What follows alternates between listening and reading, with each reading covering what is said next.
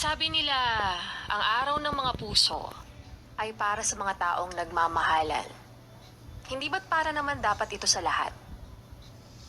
Magjowa, kaibigan, at syempre, pamilya.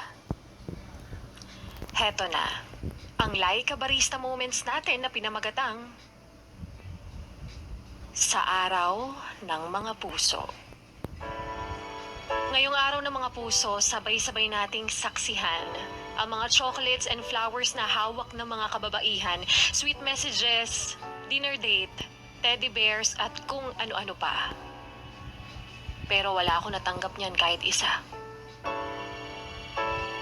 Single mag-isa, loner, boplog sa pag-ibig, ultimate kaaway ni tadhana, hindi pinana ni Cupido. Ewan ko ba? Sa dinami-rami ng babae sa mundo, hindi ko talaga alam kung bakit ako pa. Ako pa talaga yung piniling magdusa. Sa tuwing nakakakita ako na magjowang masaya sa kalsada, na kulang na lang gawing sinihalang bangkenta, halos gawing motel ang iskinita, lalo akong naiirita. Kasi naman itong si Tadhana, mas lalong pinapamukha sa akin na single ka, mag-isa ka, na malapit na akong tumandang dalaga, kaya minsan gusto ko na lang sumigaw na, tama naman na. Ayoko nang makakita ng kinikilig sa mga banat nila sa isa't isa. Ayokong makita silang masayang tumatawa. Yan? Yan ba yung pinagmamalaki mong bigay niya? Chocolate at maraming bulaklak?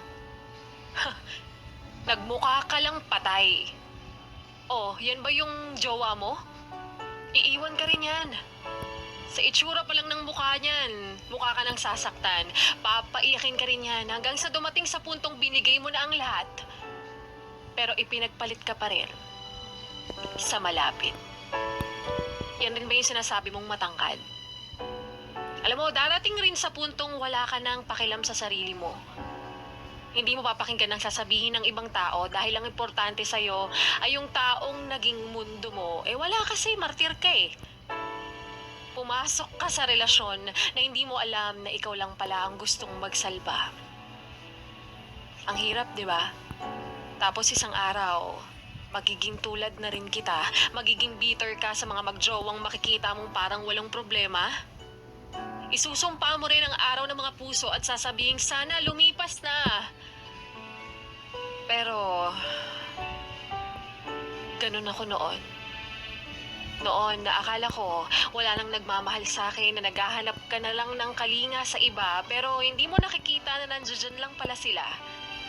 Ang mga kaibigan mo at pamilya, na hindi naman pala required na may kasama para masabing masaya, na ang araw ng mga puso ay hindi lang naman para sa magjojowa dahil ang pamilya.